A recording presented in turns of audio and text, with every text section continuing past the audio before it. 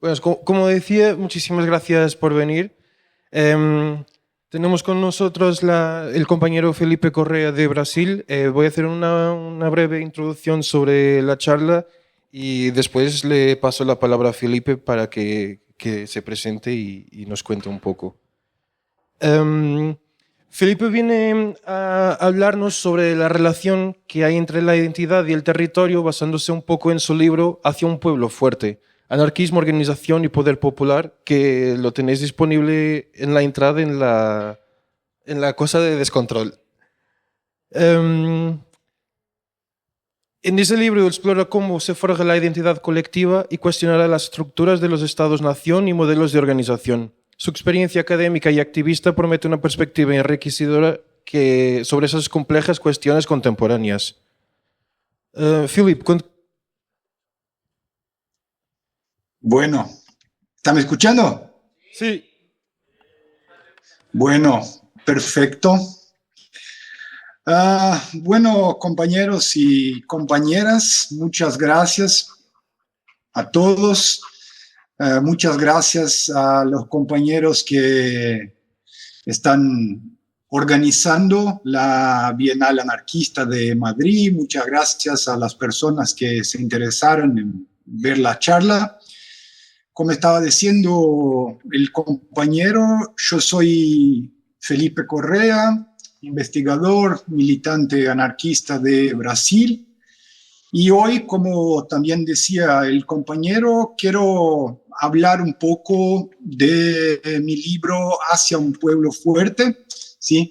Es un libro que fue editado en España por la editorial Descontrol en 2020. Y también debo complementar la investigación con contribuciones de otros escritos que he producido y también hacer algún diálogo con los compañeros y compañeras del Instituto de Teoría e Historia Anarquista, de lo cual soy coordinador y que también tenemos contribuciones importantes. Incluso dejo acá el mensaje para que los interesados puedan conocer al sitio del Instituto de Teoría e Historia Anarquista. Ahora tenemos secciones en otros idiomas y hay también una en español, creo que puede contribuir con la discusión de otros sitios, ¿sí? Yo pensé la presentación hoy como una presentación dividida en 4 partes. Primero, hablaré un poco de la relectura del anarquismo que estamos proponiendo nosotros. Después, un poco de la discusión conceptual sobre poder y clases sociales. Enseguida, el tercer punto, hablar un poco de la cuestión organizativa y de la cuestión de la organización anarquista. Y por último, hablar un poco de estrategia de poder popular autogestionario o autogestivo. Y por esto yo creo que las contribuciones podrán se dar en múltiples sentidos, ¿está bien? ¿Me escuchan bien, compañeros? Bueno, perfecto. Empiezo entonces con este primer punto sobre la relectura del anarquismo, ¿no? Esta discusión es relevante porque, por un lado, vemos un interés creciente en el anarquismo en el mundo, pero por otro lado, muchos problemas en los estudios sobre el anarquismo, ¿no? Es importante decir que el anarquismo fue apagado de la historia por la derecha, por la izquierda, tiene poco espacio de discusión dentro y afuera de las universidades cuando se trata de producciones de historiografía, de teoría y otras cosas más. Y además hay mucho material producido con sentido común vulgar, posiciones de adversarios, de enemigos que han sido tomadas como verdades, pero que no tienen correspondencia con la realidad, en particular de marxistas y liberales. Y finalmente, problemas teórico-metodológicos en muchos estudios de referencia de autores que son simpáticos al anarquismo. Entonces, el objetivo no solo de este libro, pero también de otros libros y de otras producciones que hemos hecho en Brasil y otros países, es retomar seriamente los estudios sobre el anarquismo, descartando las cosas que no son serias y superando problemas de los estudios más rigurosos, pero que tienen sus problemas, ¿no?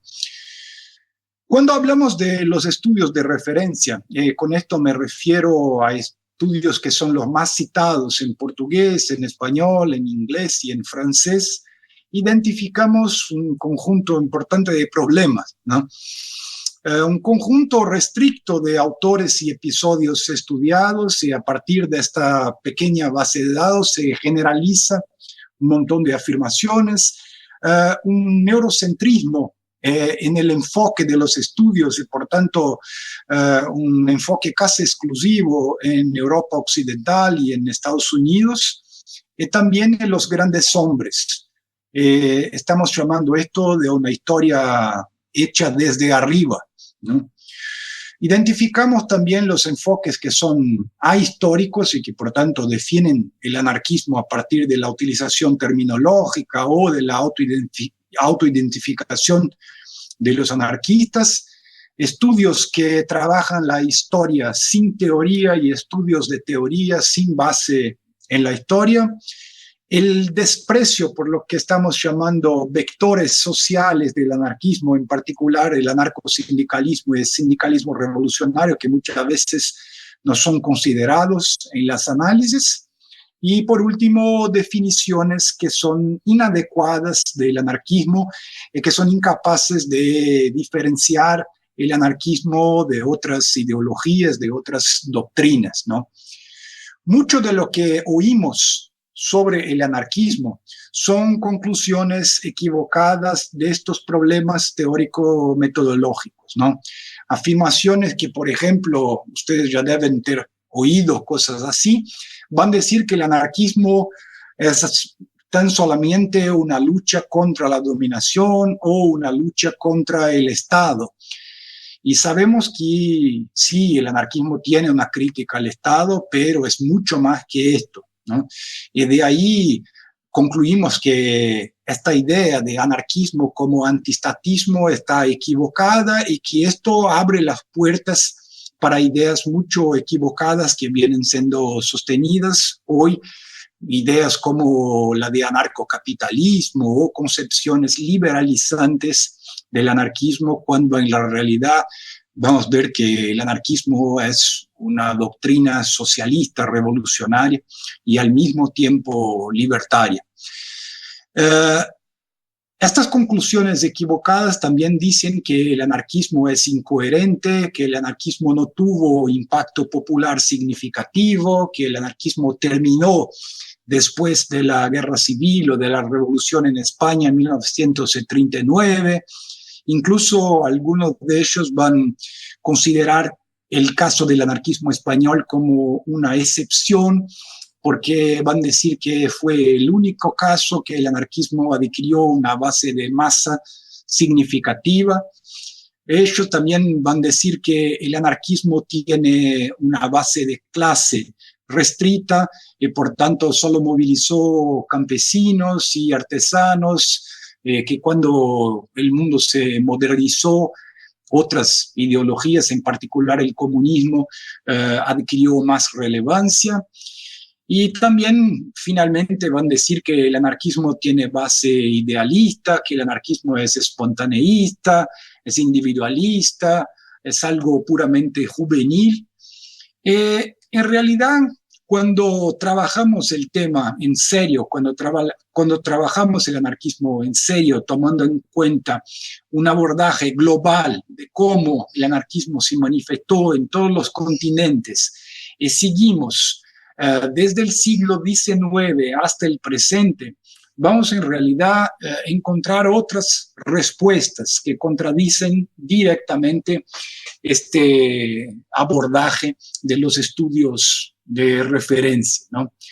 Vamos a entender con este estudio más adecuado que, como yo estaba diciendo, el anarquismo es una forma antiautoritaria de socialismo revolucionario, una forma libertaria de socialismo revolucionario.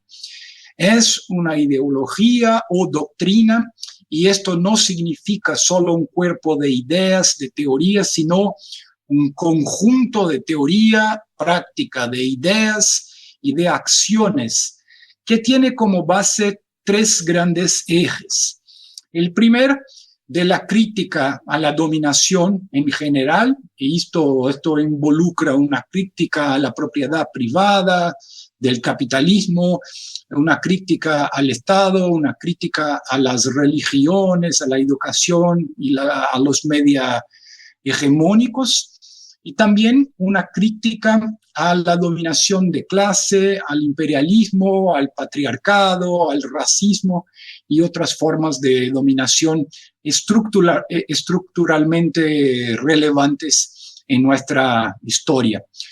El segundo eje es el eje de la defensa de la autogestión y, por tanto, una defensa de la socialización general en todos los niveles y por lo tanto, una socialización económica, una socialización política, una socialización cultural. Y en tercero, un conjunto de estrategias para la transformación de este sistema de dominación en un sistema de autogestión. Y por tanto, hay ejes, hay puntos de vista que agregan los anarquistas históricamente de manera más específica sobre cómo se conforma el sujeto revolucionario, la idea de transformar una potencialidad, una capacidad de realización en una fuerza de acción, una fuerza concreta, yo llamo esto de fuerza social, y que esta fuerza se pueda se imponer a enemigos y todo esto, y por tanto llegar a la victoria o lo que llamamos al poder. Y después también esta estrategia tiene preocupaciones con la adecuación entre medios y fines y la promoción de una revolución que haga realmente una transformación en nivel estructural de la sociedad por medio de la lucha de clases, ¿no? Investigando las experiencias en diversas partes del mundo en los últimos 2 séculos, vamos a comprender que hay 3 debates que son los más importantes entre los anarquistas, ¿no? Cuestiones que tienen realmente puntos de vista distintos que van a tener un impacto en la manera que los anarquistas están se organizando, ¿no? El primer debate más importante es un debate sobre organización, el segundo sobre el rol, el papel de las reformas, y el tercero también cómo se debe dar el proceso de la violencia revolucionaria, ¿no? Posiciones estas que voy a discutir un poco más adelante, pero que cuando son agrupadas van a comprender lo que considero las 2 corrientes hegemónicas del anarquismo mundialmente, que es el anarquismo de masas, que defiende una perspectiva organizativa, las reformas como un posible camino a la revolución y una violencia con base de masas, y el anarquismo insurreccionalista, que sería una segunda corriente que históricamente agrupó posiciones contrarias a la organización, contrarias a las luchas por reformas, y también una concepción de violencia distinta, muchas veces siendo operada como un gatillo de la revolución, algo que a partir de sí podría movilizar las masas de promover una posición revolucionaria, ¿no? Entro ahora en el punto 2 de mi presentación sobre la cuestión del poder y de las clases sociales, ¿no? En el libro estoy sosteniendo la posición de que discutir poder y discutir clases sociales desde un punto de vista anarquista es algo relevante y no es solo algo teórico, ¿no? Cuando hablamos, por ejemplo, de poder, vemos que en los clásicos del anarquismo, con algunas raras excepciones, muchas veces poder es tratado como sinónimo de dominación. Y son frecuentes afirmaciones que los anarquistas son contra el poder, contra la dominación, contra la política, y todo esto se considera parte de un mismo universo, ¿sí? De dominación política, económica, cultural y todo esto.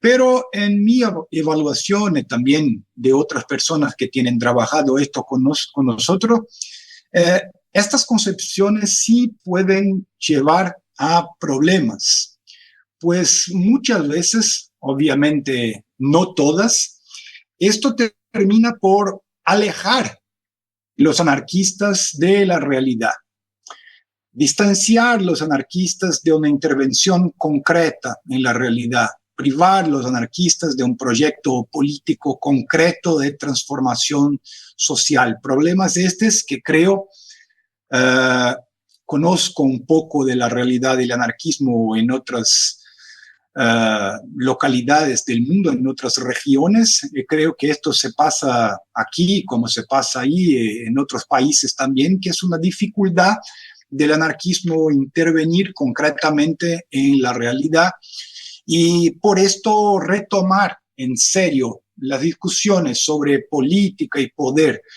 en una concepción anarquista parece algo central. No tanto con la cuestión terminológica, el problema no es utilizar o no el término poder, el término política, esto se puede manejar de una u otra manera, pero comprender exactamente cuestiones que tienen a ver con comprensión de la realidad y estrategia de intervención política, ¿no? Y para esto estoy partiendo de posiciones de anarquistas clásicos como Bakunin, como Malatesta, como los rusos de Dielo-Truda, también anarquistas contemporáneos, un poco más recientes, ¿no? Alfredo Randonea, la Federación Anarquista Uruguaya, Lucien van der Wout de Sudáfrica y otros autores que han sido importantes para esta formulación, ¿no? A partir de esta formulación, tengo pensado la realidad como resultado de un juego de fuerzas, y esto tiene mucho que ver con las concepciones de Bakunin y de Malatesta. Tengo sostenido que tomar parte en este juego de fuerzas es hacer política, o sea, hacer política no tiene que ver solamente con intervenir por el Estado, pero hacer parte de alguna manera de esta correlación de fuerzas que, en fin de cuentas, define qué es la sociedad. Y por tanto, todos aquellos que intervenimos en la realidad, de alguna manera, trabajamos con la política, ¿no? También tengo sustentado de que todos los que hacen política tienen como objetivo buscar el poder. Y acá también es importante decir que poder no significa solo el Estado, poder no significa el mismo que dominación. Por esto, hacer una distinción entre poder y dominación me parece mucho importante, porque para mí el poder puede ser concebido en diferentes formas. Lo que es más conocido, sí, que es la forma de poder que, por ejemplo, tenemos en la sociedad capitalista, es la dominación. La dominación, por lo tanto, es una forma de poder que cuenta con explotación, con coerción, con burocracia, con alienación, pero también es posible pensar en una otra forma de poder que tuvo ejemplos en nuestra historia, que es la autogestión. La autogestión, por lo tanto, también es una forma de poder, pero que trabaja con otros paradigmas, ¿no? Que trabaja con la colectivización, con la participación generalizada, con el federalismo.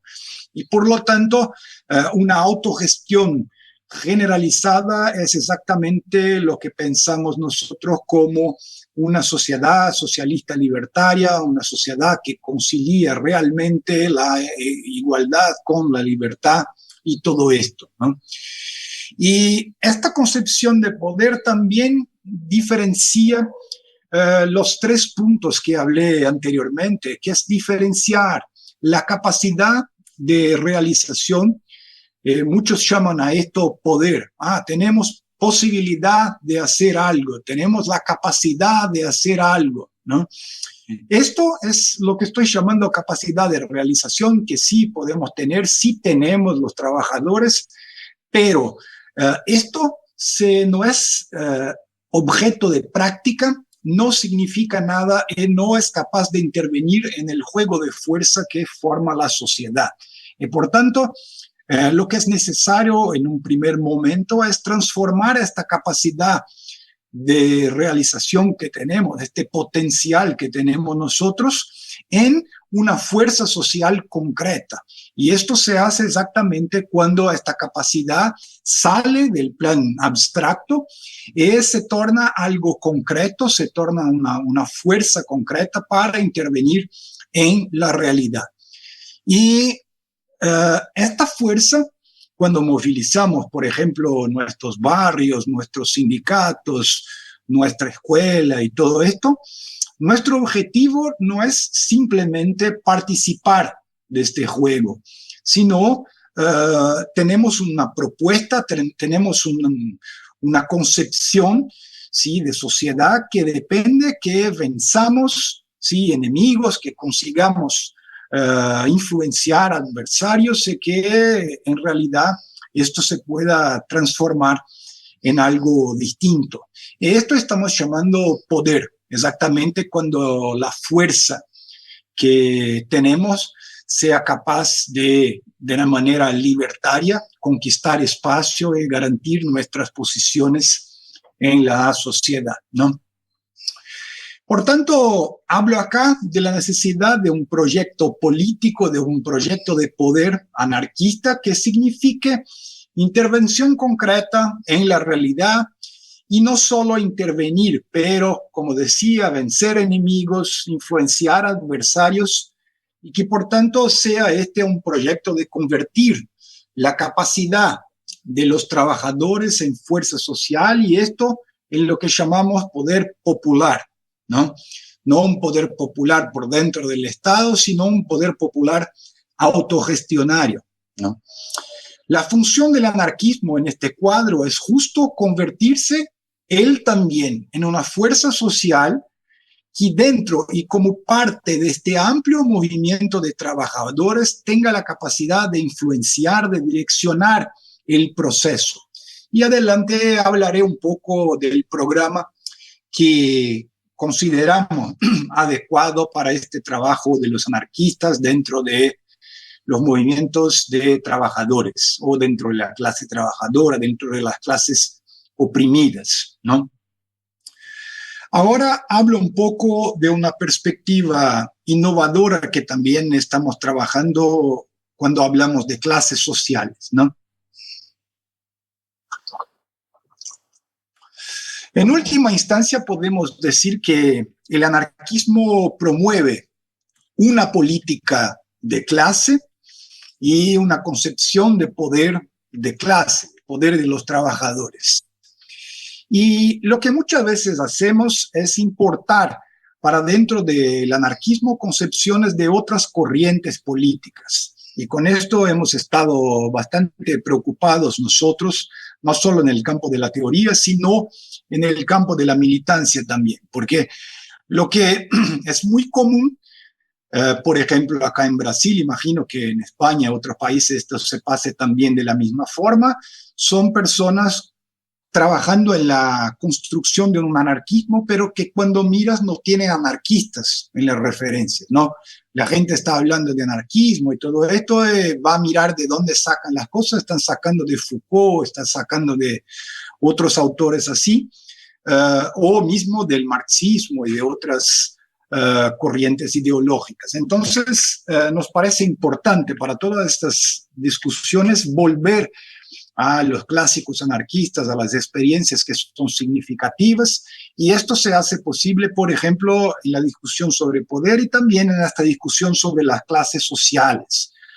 O sea, volviendo a Bakunin, volviendo a Malatesta, podemos comprender que hay una concepción anarquista de clase social, en pelo menos parte importante de sus clásicos que nos permite decir que esta concepción de clase social trabaja con la propiedad de medios que son medios de producción, de cambio, medios de gobierno y de represión y medios de comunicación y instrucción. Acá vemos que clase, por lo tanto, rompiendo ahí para quien conoce un poco de marxismo, conoce un poco de la discusión de sociología, se está extrapolando acá la concepción puramente económica de clases sociales y diciendo que elementos políticos, elementos culturales son importantes y por esto clase es más que explotación, es más que economía. Podemos decir que clase tiene más en esta concepción algo que ver con una combinación entre economía, política, cultura, que trabaja con la dominación en estos ejes diferente de lo que trabajan, por ejemplo, los marxistas, ¿no? Y esto tiene implicaciones prácticas muy importantes cuando vamos a definir, por ejemplo, quiénes son las clases dominantes, quiénes son las clases oprimidas, ¿no? Ya hablo un poco de esto. Comprendemos que la sociedad capitalista, estatista, puede ser explicada como un sistema de dominación. El capitalismo, el estatismo, por lo tanto, organizan un sistema de dominación que tienen básicamente, desde el punto de vista de las clases sociales, 4 formas fundamentales de dominación. La explotación del trabajo, la dominación político-burocrática, la coerción física y la alienación cultural. De manera bastante resumida, la explotación del trabajo, cuando algunos tienen la propiedad económica y por lo tanto explotan el trabajo de otros. La dominación político-burocrática, cuando por medio de los medios políticos hay un grupo que establece las decisiones y un otro grupo que las cumple. La coerción física, cuando hay la separación entre aquellos que tienen el poder de la fuerza de las armas, ¿sí? Y otros que están sometidos a esto, y la dominación o la alienación cultural, cuando un grupo tiene medios culturales o medios intelectuales, morales, que son capaces de producir el discurso hegemónico dentro de una sociedad, ¿no? A partir de esto, podemos decir que este poder dominador es un poder dominador de clase, pero es un poder que es reforzado y entrecruzado por relaciones que son nacionales, que son de género, que son de sexualidad, que son de raza y etnia. Por lo tanto, el capitalismo, estatismo, es algo que se está siendo reforzado y entrecruzado por imperialismo, por patriarcado y por racismo permanentemente. Al hablar entonces de clases y lucha de clases, ¿cuáles son las clases dominantes en el capitalismo o estatismo? Podemos decir que sí, la burguesía, los propietarios de los medios económicos, así como los terratenientes, porque yo no sé hoy cómo está esto en España, pero en muchos de los países que están en el sur, hay los grandes propietarios de tierra que son históricos, que están a siglos en el poder. Estos también son agentes importantes de las clases dominantes en muchos países, no solo del sur, pero también del norte. Tenemos la burocracia, que es una clase que exactamente es producida por el Estado y por lo tanto los grandes dirigentes políticos, jurídicos, los militares de alta patente, policías y otras cosas más, y también aquellos que son los dueños del conocimiento de la información. Esto históricamente quedó, por ejemplo, con la Iglesia, pero actualmente podríamos hablar de religiones hegemónicas, de los media, los grandes comunicadores, los grandes monopolios de comunicación que tenemos hoy en la era digital y todo esto. Esto es el sector que estamos llamando clases dominantes. ¿Sí? Y este sector está en conflicto con un conjunto de clases oprimidas o lo que podemos llamar en general de trabajadores, que son los trabajadores, el proletariado de las ciudades, el proletariado de los campos, los campesinos, los pobres y marginalizados en general. Por lo tanto, a partir de esto vamos a comprender que el capitalismo y el Estado son indisociables y por lo tanto esto tiene implicaciones en nuestra forma de posicionarnos frente a este debate que se pone hoy en día, liberales, más mercado, menos Estado, o keynesianos, más Estado, menos mercado. Vamos a comprender que para nosotros no hay capitalismo sin Estado, no hay Estado sin capitalismo, sí que hacen parte de un mismo sistema y están históricamente incluso hoy conectados, ¿no? Y también esta idea, cuando hablamos de Estado, nación, de la burocracia como una clase que es producida por el Estado. Y esto va a nos poner en una estrategia que no considera posible ocupar posiciones en el Estado como forma de movilización política. ¿Sí?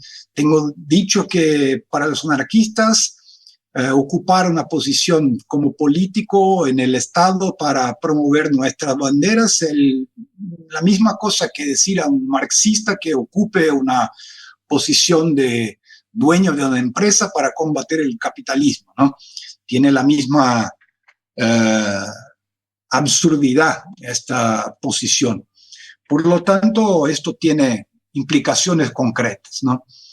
Pero estoy hablando mucho de clases, pero es importante decir que una política de clase debe contemplar otras grandes formas de dominación históricas y culturales, y acá hablo exactamente de colonialismo, imperialismo, patriarcado, racismo y otras cuestiones que son muy importantes, y adelante hablaré un poco más sobre esto. ¿Está bien? Entro ahora en el tercer punto sobre la cuestión organizativa y la organización anarquista. ¿Se está comprendiendo bien, compañero? Bueno, hablamos entonces de este tercer punto, ¿no? Estaba diciendo un poco más anteriormente que tenemos tres grandes debates entre los anarquistas y que esto tiene que ver con estrategia, ¿no? La idea de reformas, de violencia y de organización. Por lo tanto, ahora lo que voy a hacer es centrar un poco más fondo en este debate organizativo, o sea, es uno de los grandes debates históricos que tuvo una polémica muy grande y aún hoy tiene una polémica muy grande en distintas partes del mundo, ¿no? Podemos decir que, grosso modo, el debate organizativo va a separar dos grandes posiciones históricas entre los anarquistas. Los organizacionistas, defensores de la organización, y los antiorganizacionistas, aquellos que se oponen a la organización, y hablo un poco de estas dos concepciones ahora, ¿no? Los antiorganizacionistas en general sostienen que los anarquistas deben actuar en pequeños grupos, en general un poco más informales, sin gran estructura, o mismo una actuación más individual. Y los organizacionistas tienen posiciones distintas acerca de cómo organizarse. Esto certamente tiene un impacto grande en el debate español, porque, por ejemplo, me imagino que la primera posición de los organizacionistas tiene un impacto enorme en España, que es la idea de que los anarquistas sí se deben organizar, pero La mejor manera de hacer esto es una organización en nivel de masas y por tanto en nivel de movimientos como movimiento sindical, el anarcosindicalismo y el sindicalismo revolucionario. En general trabajaron con estas líneas de una organización que se da en movimientos que son más amplios y que son movimientos que son o que pretenden ser movimientos de masa, ¿no? Una segunda concepción de organizaciones que están más en el nivel anarquista y por tanto grupos que sean un poco más estructurados, colectivos, que tienen reuniones, que tienen una organicidad, que tienen algo así, pero que trabajan solo con este grupo, con publicaciones, con propaganda, con otras cosas así. Finalmente, una tercera forma de organización, que es lo que llamamos dualismo organizacional, o sea, ¿no? Es la posición que personalmente defiendo y que va a sostener que la mejor manera de organizar los anarquistas es una organización que sea al mismo tiempo una organización específica de anarquistas en la organización anarquista y una organización al mismo tiempo en nivel de masa de los trabajadores. Y por lo tanto, como los anarquistas somos trabajadores, la mejor manera de articular esto es que cada uno de nosotros participe, ¿sí?, de la organización anarquista y de los movimientos populares en distintos niveles. Y también en este debate sobre organización, hablamos aquí que estas dos últimas concepciones trabajan con la idea de organización anarquista y esto también va a tener posiciones distintas, ¿no? Por lo menos dos. La idea de modelo de organización anarquista. Tenemos históricamente la idea de un modelo más flexible, más heterogéneo, la idea, por ejemplo, de juntar a todos los anarquistas, todas las personas que se comprenden como anarquistas. Esto históricamente, por ejemplo, ahí en España yo veo la idea de anarquismo sin adjetivos, o por ejemplo, la idea de los años 20, 30 de la síntesis anarquista, son expresiones históricas de esta concepción, ¿no? Y una otra concepción que considero más programática, más homogénea de organización anarquista, ¿sí?, que es la idea de unir los anarquistas, pero en torno de una unidad teórico-ideológica, programática, estratégica, y por lo tanto no todos los anarquistas, sino anarquistas que tienen acuerdo con una manera de mirar la realidad y una manera de intervenir sobre la realidad, ¿no? Expresiones históricas de esta corriente están, por ejemplo, en la alianza de la cual participó Bakunin, en la plataforma del Dielotruda, en lo que se llamó plataformismo a lo largo de la historia, lo que se llamó especificismo con la experiencia de la Federación Anarquista Uruguaya, resistencia libertaria en Argentina y otras cosas más, ¿no? Y justamente el libro él profundiza un poco de este último modelo, o sea, anarquistas que defendieron la organización, que defendieron el dualismo organizacional y esta concepción más programática, homogénea de la organización anarquista, y por lo tanto son discutidas teorías de Bakunin en el libro, ¿no? Teorías de Malatesta, de Dielotruda, de la FAO uruguaya, y también prácticas de la Alianza, de la Federación de los Anarcocomunistas de Bulgaria, de la FAO de Uruguay.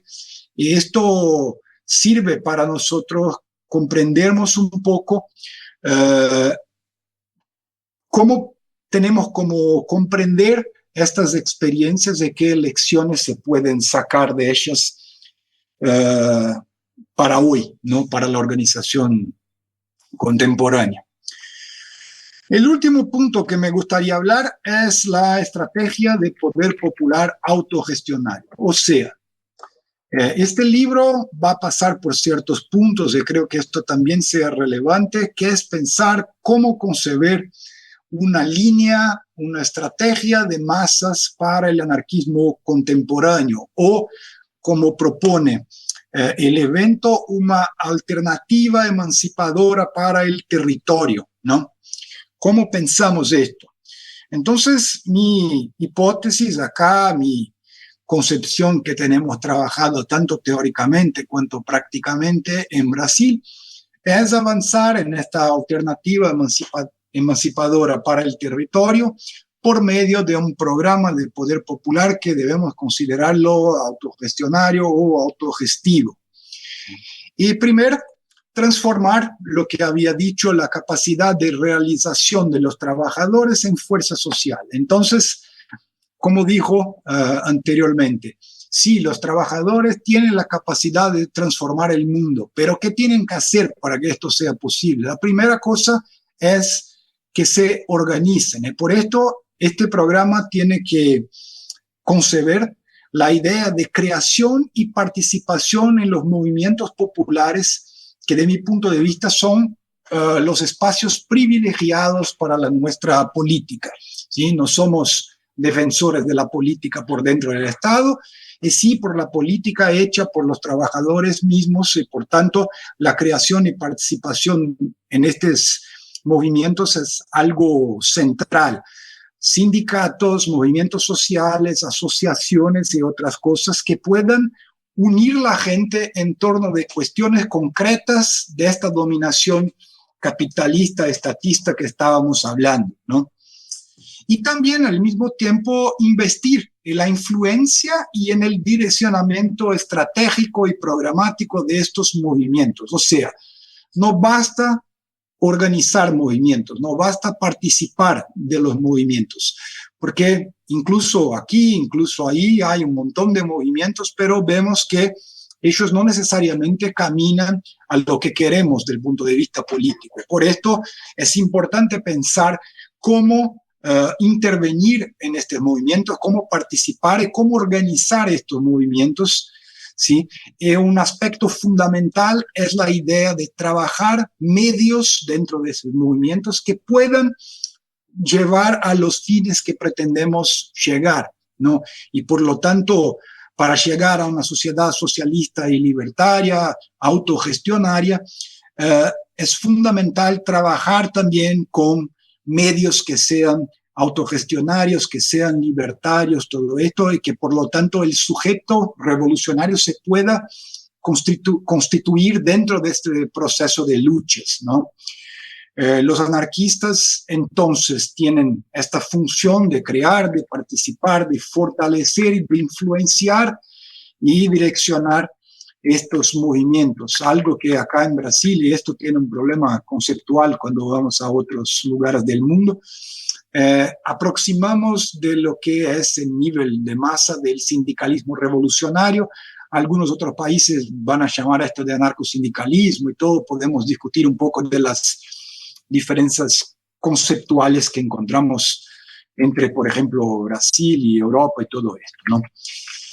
Y un programa o estrategia general en este sentido podría significar la idea de crear, participar de movimientos que sean realmente de masas, amplios y fuertes. O sea, no vamos a hacer este enfrentamiento con colectivos chicos, con movimientos pequeños, y sí necesitamos de cantidad, también calidad, pero necesitamos de gente, movilizaciones masivas y movilizaciones que de nuestro punto de vista no sean cerradas dentro de ideologías específicas.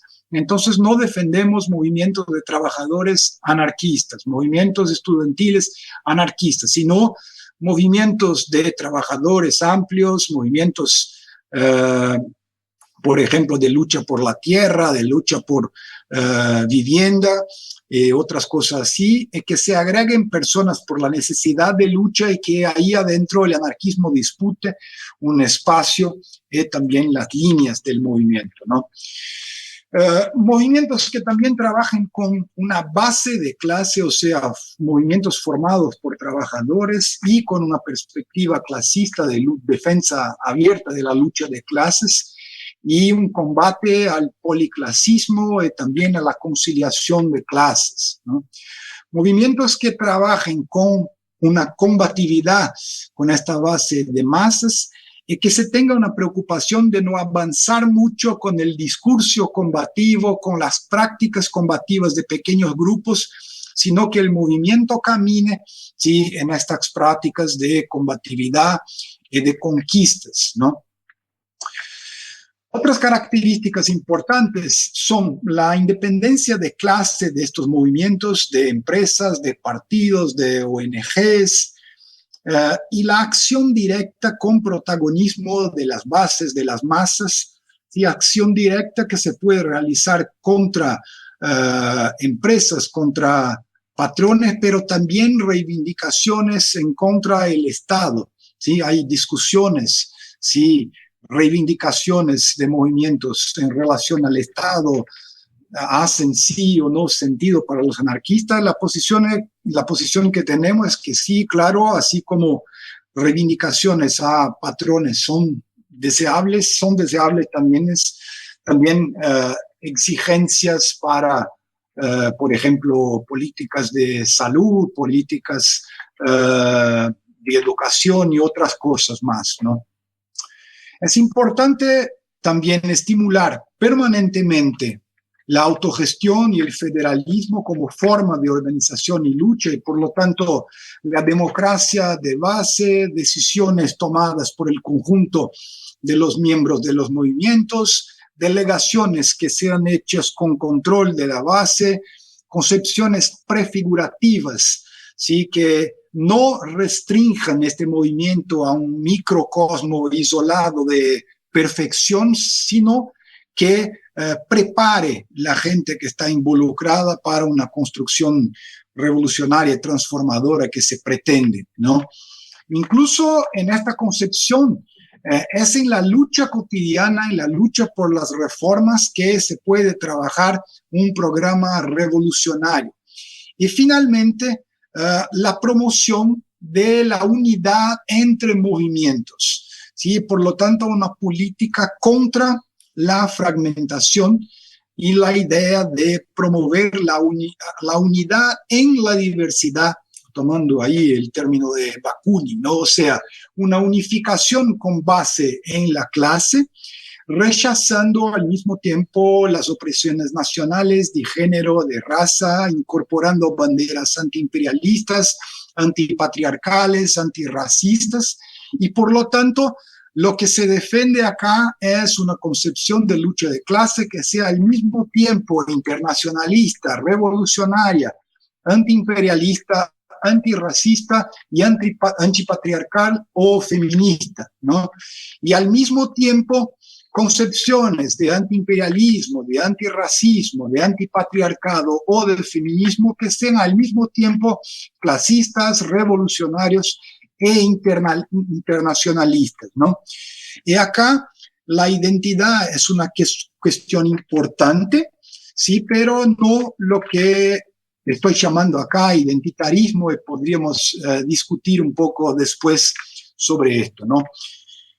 Me gustaría decir finalmente un poco sobre este problema que nosotros en Brasil estamos enfrentando con lo que estoy llamando acá de identitarismo postmoderno, que de mi punto de vista tiene que ver con una influencia neoliberal o mismo conservadora en los movimientos de toda la izquierda en el mundo, incluso la libertaria.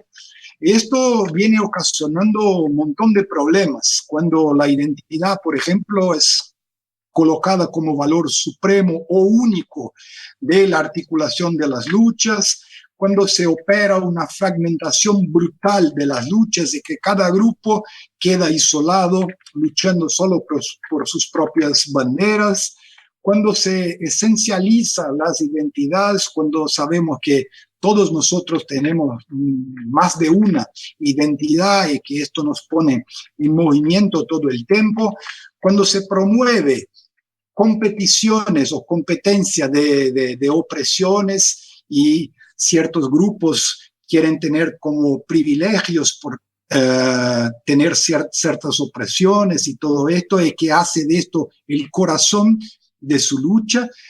Finalmente, algo que tiene sido bastante común acá en Brasil y en otros países, que es la falta de una perspectiva de clase y el aislamiento de movimientos.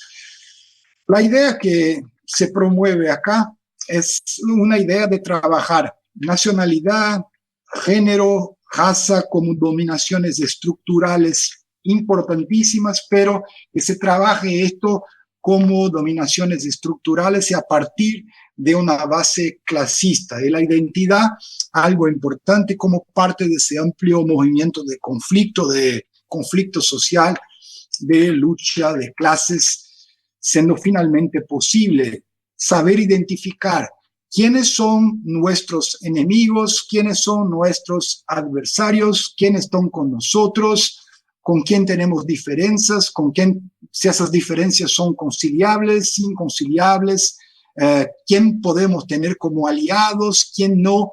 Y esto va a ser importante para mapear este complejo escenario y conceber nuestras luchas.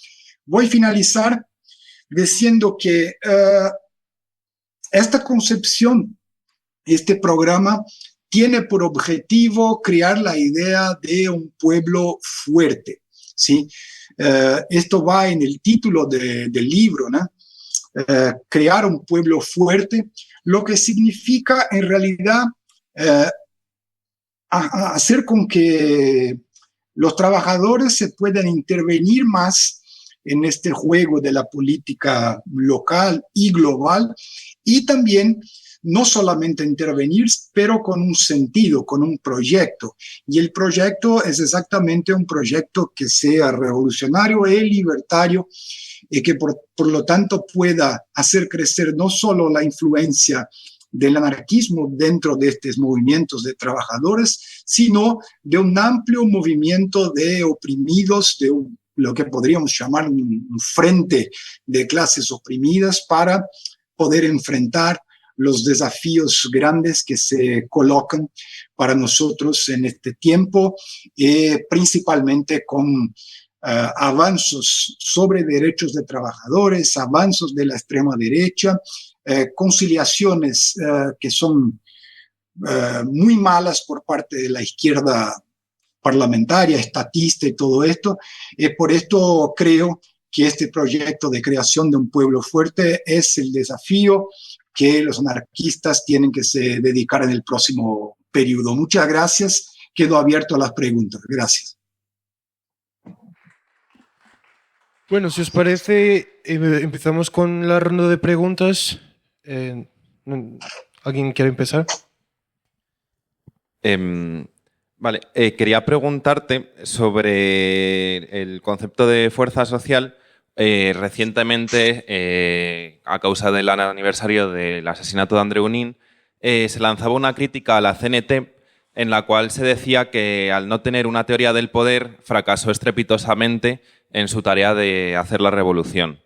Entonces, bueno, por un lado, Amigos de Urruti propuso la Junta Revolucionaria y con el concepto de fuerza social quería preguntarte que si ese concepto puede dar respuesta a esta crítica que se le hacía a la CNT, si la ves acertada y si crees que esto sería, digamos, como un avance en la teoría para poder, digamos, realizar la revolución.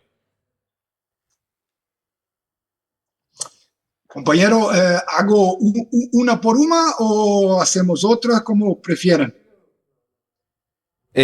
Una están diciendo por aquí. Perfecto. Entonces, contesto. Yo creo que tu comentario es muy interesante, porque cuando yo hablaba de que no tener una discusión clara sobre el poder trae consecuencias importantes, yo creo que un ejemplo tiene que ver con la historia de la revolución en España, ¿no? Yo no soy de aquellos que consideran que la CNT no tenía un proyecto de poder. ¿Sí? Cuando observamos los congresos 36, 37, sí es posible identificar que había un programa, pero de mi punto de vista el problema fue en el momento que los anarquistas tienen que tomar una decisión, ¿sí? Y que es un poco el debate sobre la dictadura anarquista o no, ¿sí? Y ahí yo creo que se pone, el problema viene exactamente. Por ejemplo, sí, había un proceso de guerra, de revolución, la CNT con un protagonismo brutal, con 1,5 millones, 2 millones de trabajadores. Esta central sindical sin poner al proceso, ¿sí? Empezar la reconstrucción revolucionaria que había establecido en sus congresos y todo esto, de mi punto de vista, sí se puede considerar un acto de poder, pero nunca una dictadura, no algo como poder del Estado. Es una organización de trabajadores, una organización de masa con muchísimos trabajadores que sí tenía que tomar la iniciativa, de mi punto de vista, de asumir el protagonismo del proceso, ¿sí? De mi punto de vista, esta discusión que acontece, pero si hacemos esto va a ser la dictadura anarquista, esto va a ser el problema, estaremos nos imponiendo a los otros y todo esto, yo creo que este tipo de distorsión en la discusión es lo que en realidad ha hecho la CNT tomar un direccionamiento estratégico que yo considero equivocado. Por ejemplo, ¿por qué no hacer esto y participar así en el gobierno, ¿no? Son como concepciones distintas. Yo creo que hubo fuerzas dentro del proceso que apuntaron para esto. Entonces, yo creo que tu ejemplo es un ejemplo central para entender cómo si en la CNT hubiera una discusión un poco más clara sobre esto de poder, ¿no? Esto se podría ter dado de una otra manera. O sea, podemos estar hablando con otros términos, pero Malatesta decía, tenemos que vencer, ¿no? Mi lectura, no soy un gran especialista en España, pero conozco un poco, es que justamente en el momento que la situación se ponió, que la CNT tuvo la oportunidad para decir, bueno, es la hora de vencer, es la hora de poner en la cabeza, en transformar la realidad, implantar el programa que tenemos acá, que quedó un poco preocupada con otras fuerzas, confundió un poco que eran enemigos, que eran adversarios, qué sería tomar el poder con algo como dictadura, como Estado, como en otra cosa. Yo no considero, por ejemplo, que la CNT, cuando tuvo la chance, encabezase el proyecto revolucionario de construcción, de reconstrucción de España revolucionaria, todo esto a partir de los programas que hubieran construido, si no estoy enganado, en Zaragoza, yo no estoy cierto, pero sí había un programa bastante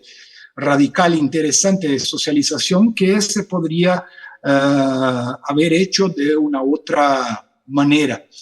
Y esto es el problema, ¿sí? Muchas veces dentro del anarquismo la gente queda preocupada con esto. No voy a intervenir en la realidad porque en la realidad hay gente mucho distinta. No voy a discutir un proyecto porque convencer a los otros, vencer una asamblea o cualquier cosa así es algo autoritario.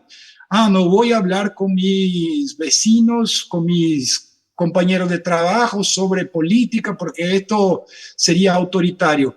Y es justo el contrario, ¿no? Es posible hacer esto de una manera no autoritaria. Es esto que estoy sosteniendo. No estoy sosteniendo un anarquismo autoritario, un anarquismo dominador. Estoy diciendo que sería perfectamente posible la CNT encabezar este proyecto y promover una socialización con participación de las bases, pero al mismo tiempo resistiendo de manera bastante importante a las fuerzas contrarrevolucionarias, ¿no?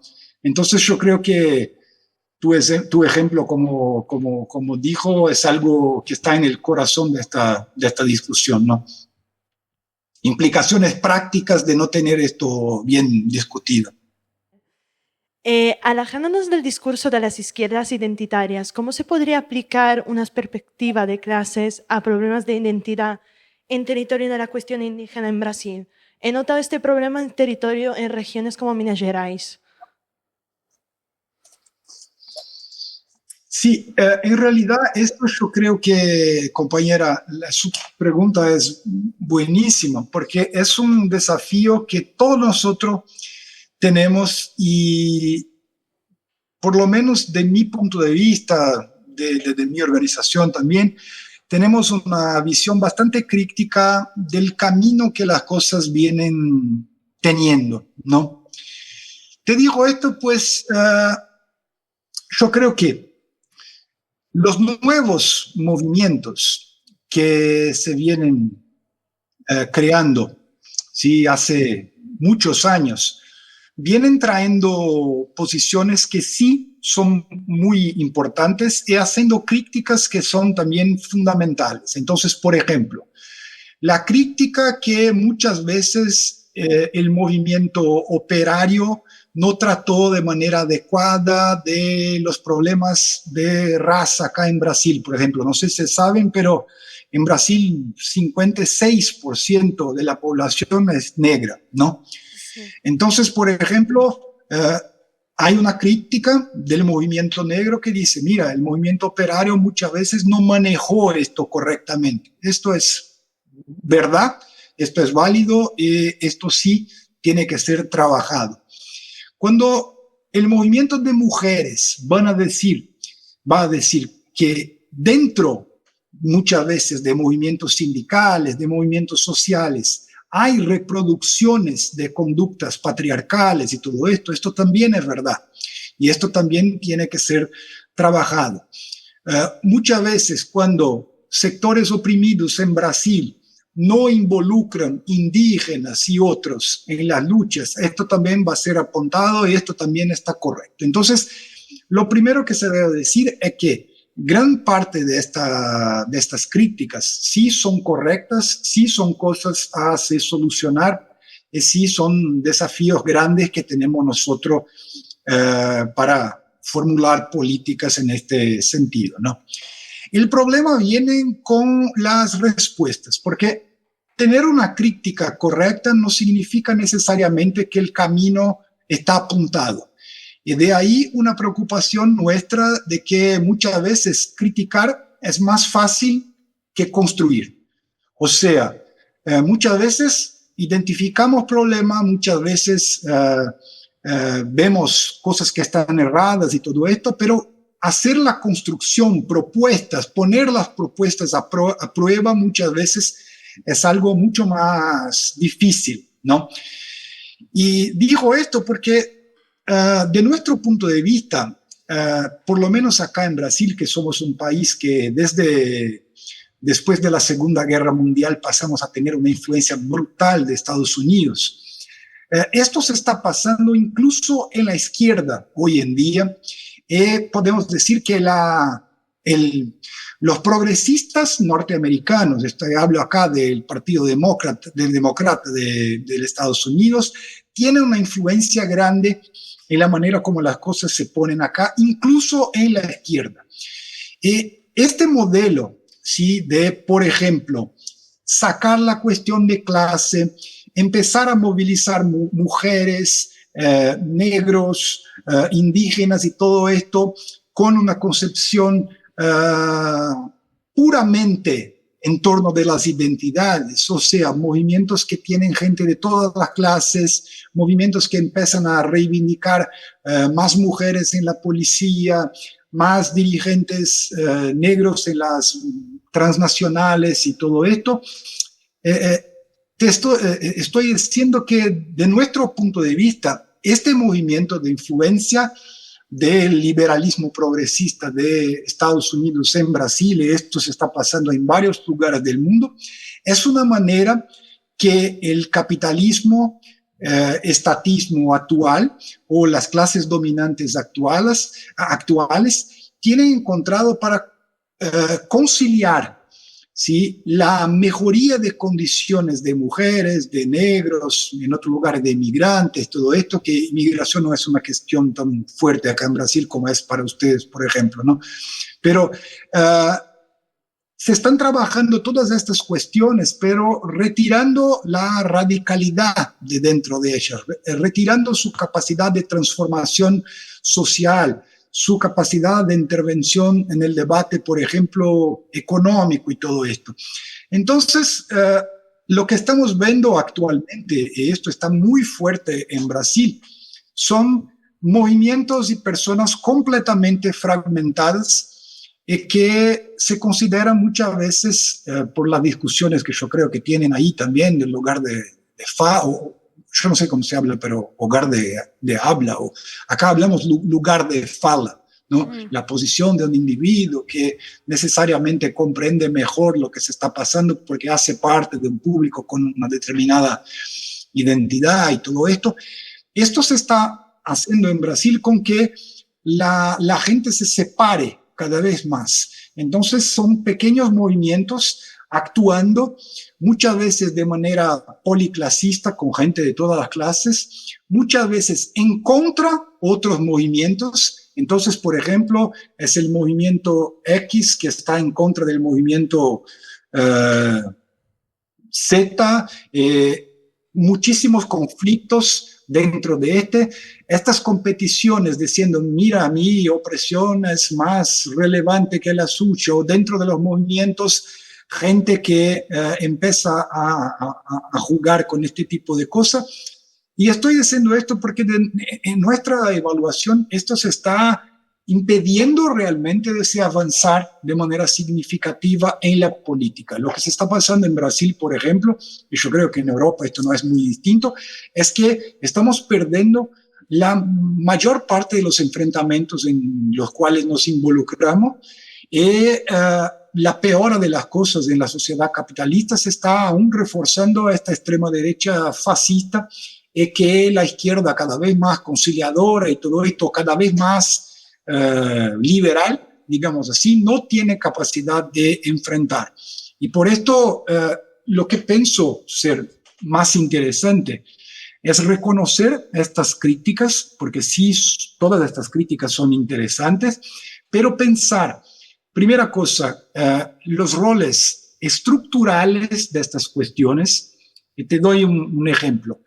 Más de lo que identidad como negro, identidad como mujer, es comprender cómo, por ejemplo, ahora estudio un montón sobre esto, que vamos a trabajar este tema en el Congreso ahora en el año próximo, pero cómo en la estructura de la sociedad brasilera, el problema de la mujer, el problema de los negros, el problema de la población LGBT más se pone, y cómo esto ayuda a explicar la sociedad que tenemos hoy. Y cómo conciliamos un proyecto de transformación que una las personas con base en la clase con las banderas feministas, con las banderas antirracistas, con las banderas, todas estas que son muy importantes, ¿no? Esto obviamente ya pueden imaginar que cuando ponemos este tipo de posición, la gente viene diciendo que no damos importancia a estas cuestiones y todo esto, pero no es esto de lo que se trata. Es cómo incorporar esto en un proyecto que sea clasista, revolucionario, transformador y que tenga una influencia en la realidad, porque hoy lo que este tipo de política liberal y fragmentadora tiene producido son personas que quieren mucho poner sus posiciones en la internet, todo esto, pero que no intervienen como 1 centímetro en la realidad del país o en la realidad local, no tienen capacidad, no tiene fuerza de hacer avanzar 1 centímetro las pautas. Y finalmente, por la cuestión de los indígenas que se están haciendo, yo creo que esto se trabaja exactamente en esta idea de un movimiento que se pueda trabajar con este carácter revolucionario, de transformación y todo esto. Porque si hay una cosa, entre comillas, ¿no?, buena en la ascensión de la extrema derecha, es porque una cosa que yo, por ejemplo, estaba diciendo hace 20 años, ahora están empezando a surgir, imagino que ahí también, hay indígenas fascistas acá en Brasil, que se están sumando a la extrema derecha para promover la bandera contra los indígenas. Hay un montón de negros que son racistas hasta el último, la última gota de sangre de su cuerpo. Estos se están poniendo en posiciones, por ejemplo, en fundaciones, en instituciones que históricamente defendían a los negros para promover en posiciones que son abiertamente racistas. Mujeres que ahora, por ejemplo, están en contra de todos los derechos feministas y atacando todas las conquistas de las mujeres en los últimos tiempos. Entonces, esto está facilitando un poco y vemos que no es porque una persona es un indígena que necesariamente está con nosotros, no es porque una persona es mujer que necesariamente es feminista, no es porque alguien es negro que necesariamente es antirracista, y por lo tanto hay una necesidad de construir con las mujeres, con los negros, con los indígenas, un movimiento, pero que tenga un contenido político realmente revolucionario, realmente transformador, realmente socialista en ese sentido, es que podamos reconocer la diversidad, que podamos reconocer las diferentes identidades, pero que tengamos un proyecto de transformación, de enfrentamiento en común. De mi punto de vista, esta extrema derecha que está creciendo aquí, está creciendo ahí, está creciendo en un montón de locales, necesita no solo un movimiento radicalizado, pero un movimiento fuerte desde el punto de vista del volumen de personas, por lo tanto, las causas particulares, las personas separadas, no van a dar respuesta a esto. Principalmente cuando hablamos de cuestiones de minorías en términos cuantitativos, ¿no? No hablo acá de que esto, por ejemplo, acá en Brasil, cuestión de los negros, de las mujeres, son cuestiones de mayorías. Mujeres acá son mayoría, negros acá son mayoría. Estoy hablando, por ejemplo, de homosexuales, estoy hablando acá de personas con deficiencia y otras cosas, que se te va a dejar solo a las personas que hacen parte de este público, que reivindiquen y que luchen. Están fadados a ser derrotados. Entonces hay que promover un movimiento amplio con estas banderas que son múltiples. Hay que reconocer la diversidad, hay que reconocer la importancia de todo esto, pero conseguir construir un movimiento que sea fuerte, que sea de masa, que pueda dar el debido enfrentamiento a las cuestiones todas estas que nos colocan hoy en día, ¿no? Entonces, romper con esta cosa de la fragmentación nos parece algo central. No sé si te contesté, compañera. Sí, me contestó. Muchísimas gracias. Muchas gracias. Nada, que bueno, muchas gracias por la charla. Yo tenía una pregunta, y es con qué, más allá de todo esto que has contado de la política de las identidades y bueno, esas limitaciones que hay ahora mismo con este tema, y que con qué otras limitaciones os estáis encontrando con la militancia dual a la hora de llevar como un proyecto libertario, pues en eso, en asociaciones o en no sé en dónde os enmarcáis, pero con qué otras limitaciones, si está teniendo buen recibimiento o eso. Bueno, y también cosas buenas, o sea, no solo como las limitaciones, sino si están teniendo efecto. Gracias. Perfecto, compañera. Mira, yo creo que este problema de la fragmentación es uno de los problemas, pero ni es el más grande. El problema más grande que tenemos acá en Brasil es que el Partido de los Trabajadores, que es este de Lula, ¿sí? Que es el más grande partido de la izquierda brasilera, este se formó en 1980. Y diferente de otros locales, te puedo decir que el Partido de los Trabajadores en los 80 agregó, digamos, 95% de la izquierda de Brasil dentro del partido. ¿Sí? Hubo poquísimas iniciativas que se metieran afuera. El proceso dentro del partido es un proceso que el PT nace un poco más a izquierda, nunca propuesta revolucionaria ni nada, pero era una socialdemocracia de verdad, digamos así, en los 80, con base grande de trabajadores, campesinos y todo esto, pero se empieza a crecer dentro del Estado, se empieza a burocratizar, esto va generando conflictos importantes y salen del partido lo que son casi todos los partidos significativos de la izquierda que existen hoy. Salen los trotskistas en un montón de partidos, salen los que están un poco más a izquierda y todo esto, de manera que hoy podemos decir que más del 90% de la izquierda, de los movimientos y todo esto, eso se está dando por influencia del Partido de los Trabajadores o mínimamente con organizaciones que tienen algún vínculo histórico con este partido, a punto de decir que la fuerza más importante del campo progresista de Brasil hoy es lo que llamamos petismo, ¿sí? Porque el Partido de los Trabajadores, PT, el petismo. Y el petismo está en este proyecto de combater a la extrema derecha caminando al centro.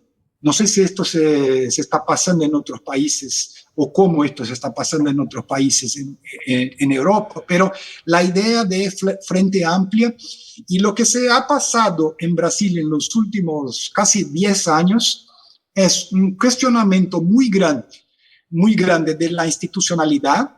Tuvimos acá en 2013 manifestaciones muy grandes, un cuestionamiento mucho fuerte de todo lo institucional y todo esto, pero lo que se vio de 2014, 15, 16 adelante fue una centro derecha que caminó a la derecha. Cada vez más se va a constituir lo que es la extrema derecha, que no teníamos acá en Brasil como algo significativo hasta entonces. Teníamos como pequeños grupos neonazis o cosas fachos o cosas así, pero a partir de 2015, 16 se empieza a constituir la extrema derecha, que hoy tienen como 30% de la población brasilera.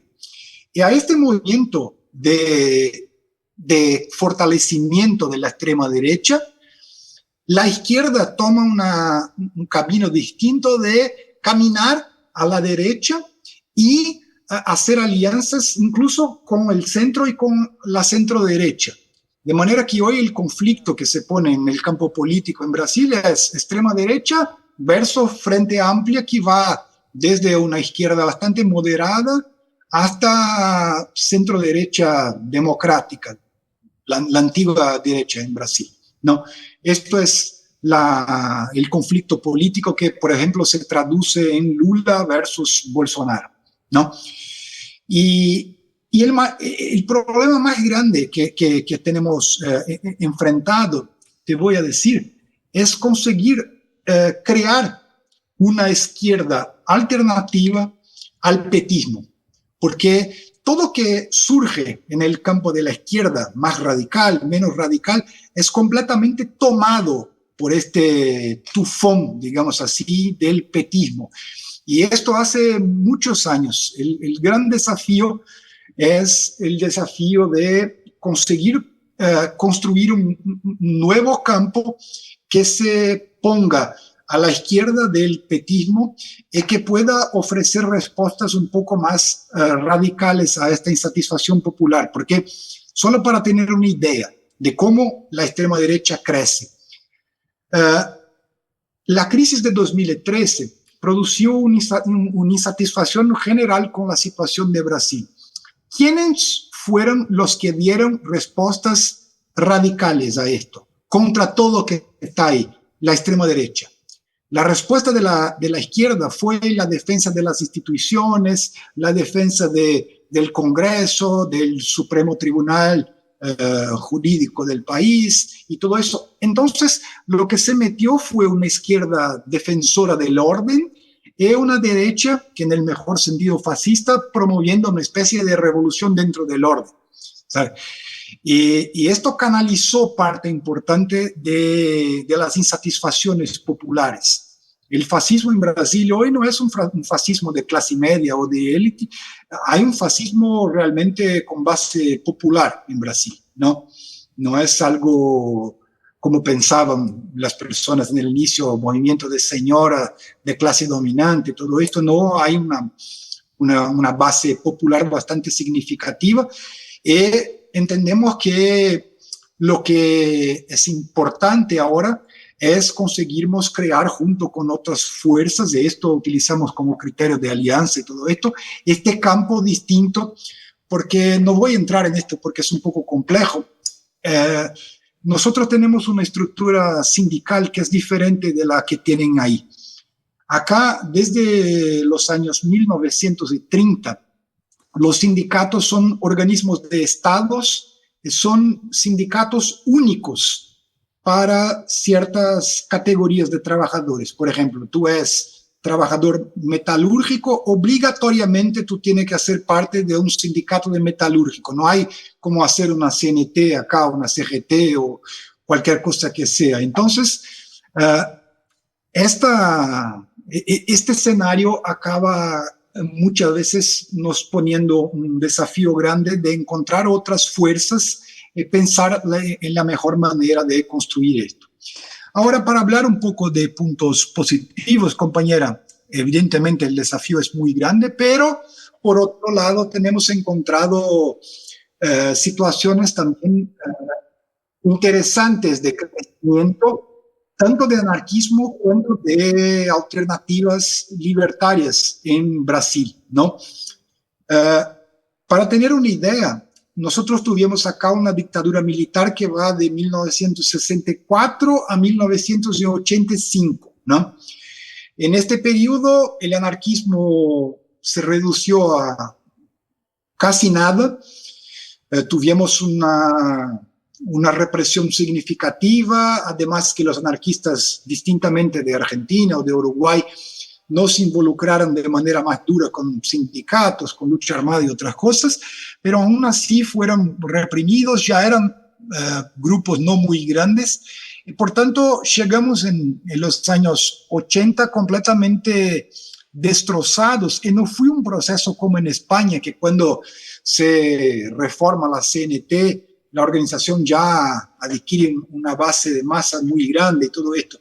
La cosa empezó, digamos, del cero prácticamente, ¿no?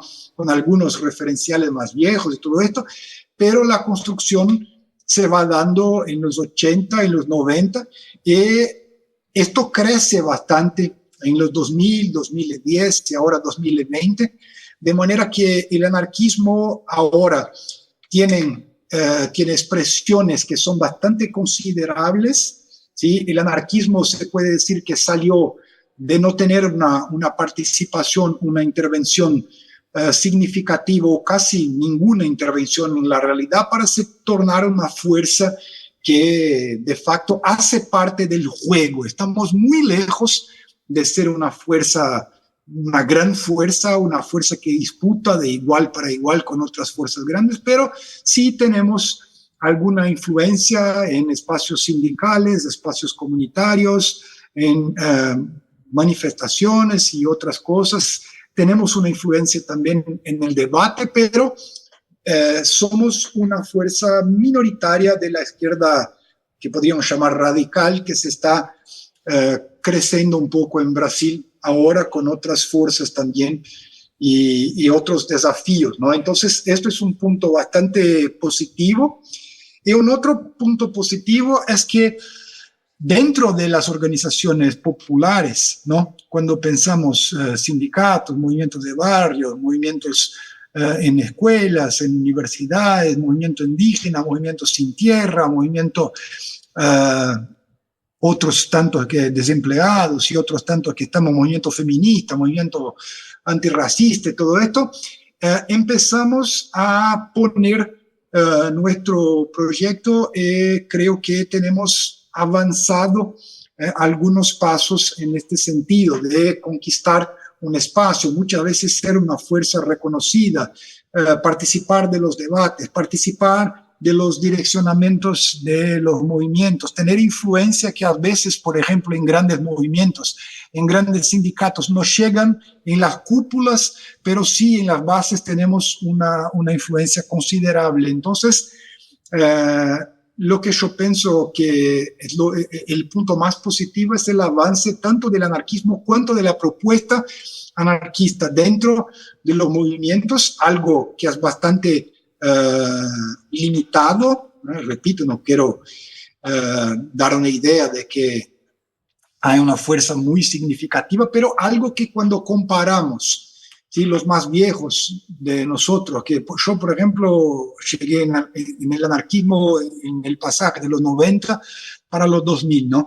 Cuando comparamos, vemos que son avances muy grandes, pero al mismo tiempo que es algo que no se da de manera muy rápida y ni de manera lineal. O sea, a veces la cosa mejora mucho, a veces vuelve un poco atrás. O sea, son movimientos de flujos, reflujos, pero que cuando observa los últimos, por ejemplo, 30 años, caminamos bastante, ganamos espacio, nos presentamos a este sector popular más organizado y ahora pensamos un poco este desafío de mediano plazo para el trabajo que va a se dar ahora en las próximas décadas, ¿no? Espero que tenga te respondido, compa. Sí, muchas gracias. ¿Puedes? Felipe, si ahora te parece bien, hacemos como un recorrido de las últimas preguntas y cerramos porque ya estamos pasando un poco del tiempo. Así que... Perfecto. Hola, muy buenas, Felipe. Gracias Hola, compañero. por la participación esta tarde aquí, esta mañana de Brasil. Te quería preguntar, bueno, el concepto de poder popular, ¿no? En la estrategia anarquista queda aclarado tras la charla que has dado y sobre todo también tras la lectura del libro Hacia un pueblo fuerte. Pero mi pregunta es, ¿cómo podemos pensar en la construcción del poder popular teniendo en cuenta que la realidad es que existen otras corrientes revolucionarias ya existentes o que podrían surgir en el devenir revolucionario?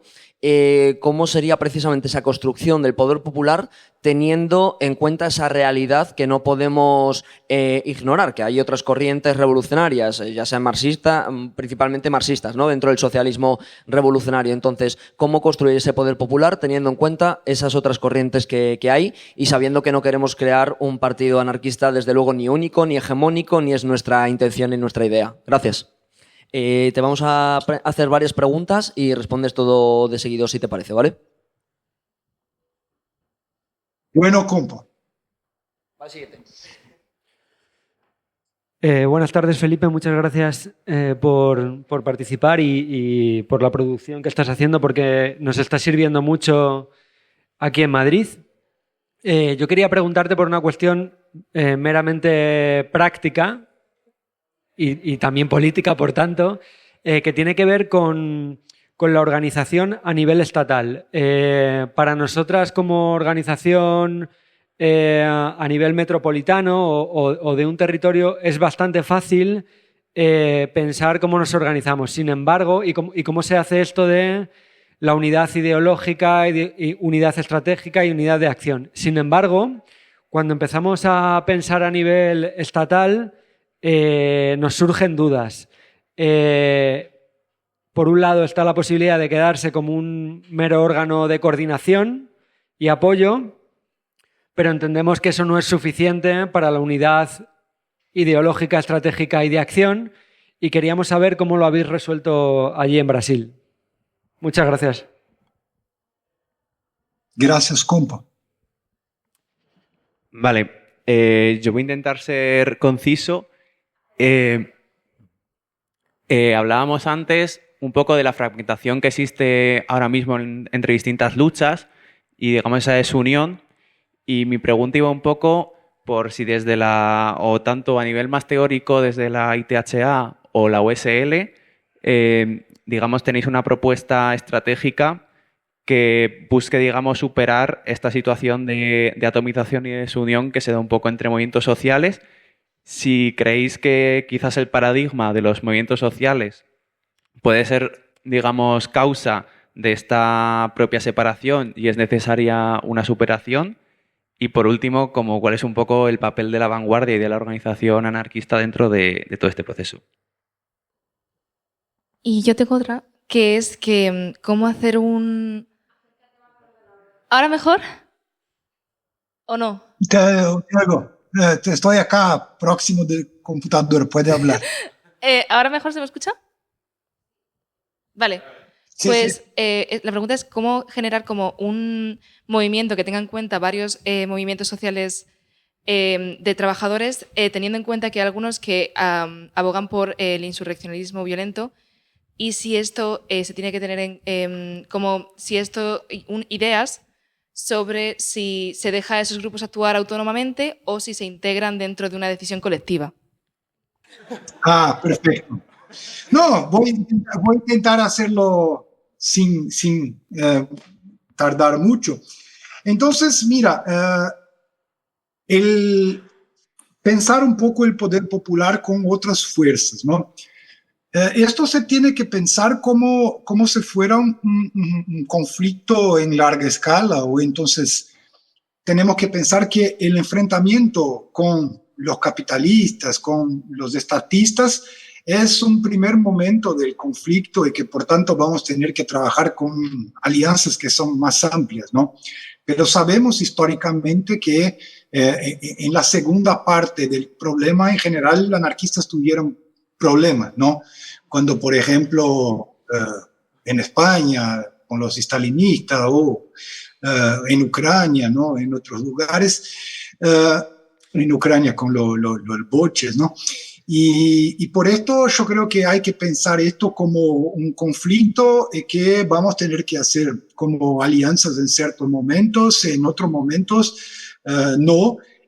Por esto dijo que nuestro proyecto hay que ser un proyecto que no va sin imponer por la fuerza a los otros, pero sí hay que avanzarlo, a veces, por ejemplo, convenciendo gente, a veces dando el combate, a veces enfrentando políticamente, y por esto dijo que es necesario pensar nuestro proyecto no para perder, ¿no? Sino para vencer el proceso. Y por lo tanto, yo diría que en un momento inicial, por ejemplo, acá en Brasil, en nuestra lectura de la realidad, entendemos que en este momento hacer una alianza con esta izquierda radical para intentar crear un campo a la izquierda del petismo es algo importante en este momento, pero después al adentro vamos a disputar también por la influencia en el proceso, ¿no? Y yo creo que esto se puede pensar así, o sea, los anarquistas no tienen que pensar en un proyecto político para perder, ¿no? Sino para vencer.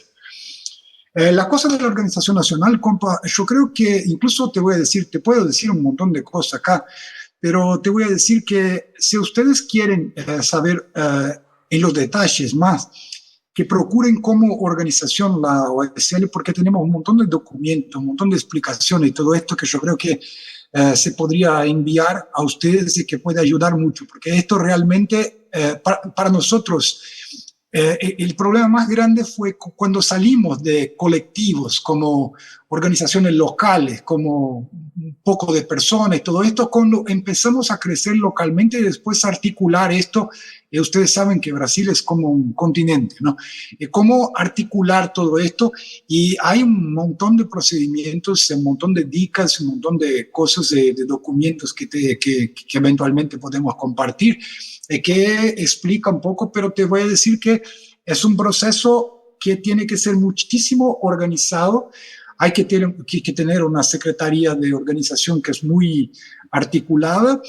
Por ejemplo, tenemos un calendario mensal con las datas, con las fechas, ¿no? Entonces, por ejemplo, la secretaría envía a todos los núcleos. Tenemos núcleos que están en varias partes del país, incluso dentro de, por ejemplo, San Pablo, donde yo estoy, es una ciudad grande que tiene varios núcleos, ¿no?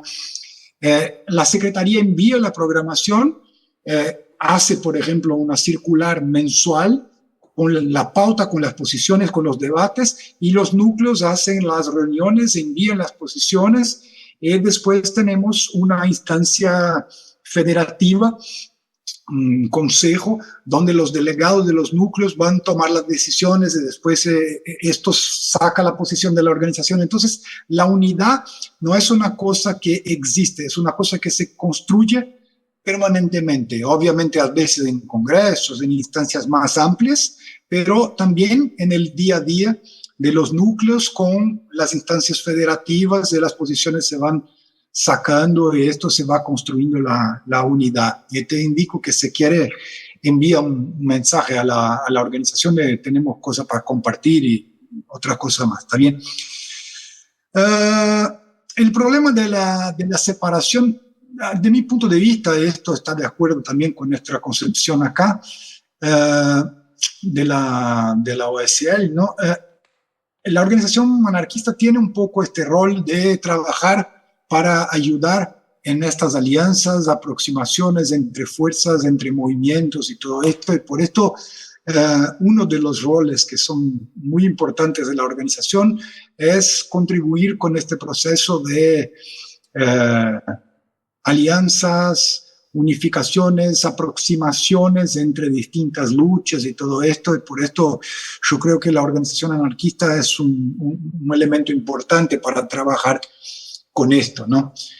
Y cuando el compañero habla de vanguardia, esto también no es una cuestión de términos, ¿no? Podemos llamar vanguardia, otros van a decir minoría activa. La cuestión no es tanto del término, pero cuál es el rol, ¿sí?, de estas personas que de alguna manera tienen como influencia en el proceso todo. Lo que diferencia, yo creo, la propuesta anarquista de la propuesta más autoritaria es la manera como esta posición de destaque, esta posición de liderazgo, esta posición de influencia se va a construir dentro de la organización, ¿no? Cuando decimos construir un pueblo fuerte es porque entendemos que estas personas que son personas reconocidas localmente, que se saben o que tienen, por ejemplo, un histórico grande, que tienen un vínculo, que tienen una capacidad de movilización, estas personas tienen que ser herramientas para dentro del pueblo hacer con que el pueblo asuma el rol de protagonista y no se meta acima del pueblo, submete al pueblo. Lo que vemos dentro del campo autoritario muchas veces son lideranzas que se ponen en relación a los movimientos, como los capitalistas se ponen en relación a los trabajadores, ¿sí? No crean un pueblo fuerte, capaz de él mismo hacer las transformaciones, pero trabaja con un furgón de cola o como algo que es completamente dirigido de manera autoritaria. Entonces, independiente de cómo llamemos esto, sí, lo importante es que esto funcione.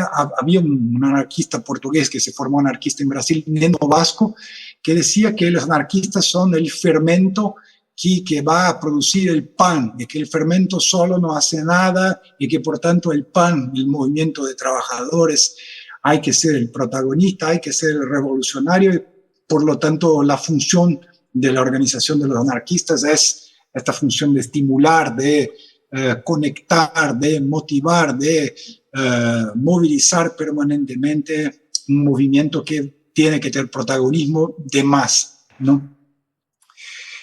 Por último, esta idea de movimientos diferentes, insurreccionalistas, yo sé que ustedes tienen bastante en España. Insurreccionalistas en Brasil no son muy numerosos.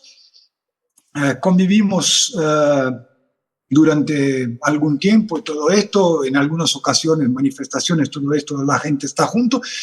Lo que yo creo que es importante es comprender un poco la dinámica y cuándo en realidad las diferentes tácticas se pueden combinar y no, y dónde.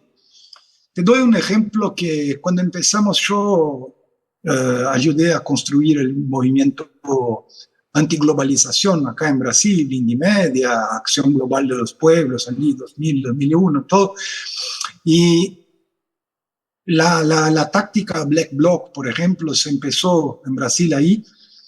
Y teníamos un poco este tipo de debate. Mira, tenemos una asamblea, las fuerzas que están componiendo el acto tienen que ser presentes y vamos a discutir, por ejemplo, qué tipo de acción cabe, qué tipo de acción no cabe, si vamos a hacer actos juntos, si vamos a hacer actos separados, porque sí, por un lado, muchas veces puede ser interesante una acción más radicalizada, más combativa, como hacen los compañeros insurreccionalistas, otras veces eso puede ser problemático. Sí, cuando tenemos movilizaciones con familias, con hijos, con cosas muy grandes así, este tipo de acción en general trae problemas. Entonces, lo que es importante es arreglar todo esto antes, ¿sí? Y ver cómo se manejan las cosas, es saber una cosa que por lo menos acá en Brasil es muy importante, de que muchas veces por problemas organizativos hay un montón de policía infiltrado y cosas así, haciendo rol de este tipo de manifestaciones. Entonces, era muy común, me acuerdo, en los 2000 y pico, diciendo a la gente, mira, la línea que sacó la Asamblea del Ato fue esta, se va a hacer esto, así. La gente que no cumple la deliberación será considerada como policía infiltrada, porque no sabemos, ¿sí?, quién son la gente, quién son las personas. Entonces, yo creo que el secreto, y muchas veces arreglamos con los institucionalistas que vamos a hacer una cosa aquí, ellos hacen una cosa próximo o no, dependiendo del carácter de la cosa, y está todo bien, ¿no? Muchas veces esto funciona, pero hay que pensar estratégicamente. Algunas veces acciones que son más enfáticas pueden tener más sentido, otras veces ni tanto, y esto hay que discutir de un punto de vista estratégico, ¿sí? Y por esto hay una importancia grande de conversar, de pensar estratégicamente. ¿Por qué hacer esto? ¿Cómo? ¿Qué queremos con esto? Tomar la táctica por la táctica o transformar la acción táctica en un principio es algo que, de mi punto de vista, debemos tener cuidado, pero también no podemos asumir este punto de vista que considero conservador de decir que cualquier acción como la que los compañeros insurreccionalistas en general trabajan deben ser condenadas a priori. ¿Sí? Son cosas que se deben pensar, pero dentro de un cuadro estratégico. Lo que yo estoy en contra es acreditar que las mismas acciones sirven para todas las ocasiones. Hay que pensar esto estratégicamente, analizar las fuerzas, consecuencias, que quieren, que no quieren, y todo esto es así conceber la acción de manera organizada, ¿no? Entonces yo diría esto, y disculpa que contesto rápido, ¿está bien? Perfecto. Muchas gracias a ustedes. Gracias, muy bueno. Y yo estoy muy contento con el diálogo que se va abriendo y se fortaleciendo entre Brasil y España. Dijo que lo que quieran ahí en términos más teóricos o que hablemos del punto de vista organizativo, no soy yo que manejo esto, tenemos compañeros, pero yo puedo hacer el puente, tenemos todo el interés de tener esta relación próxima.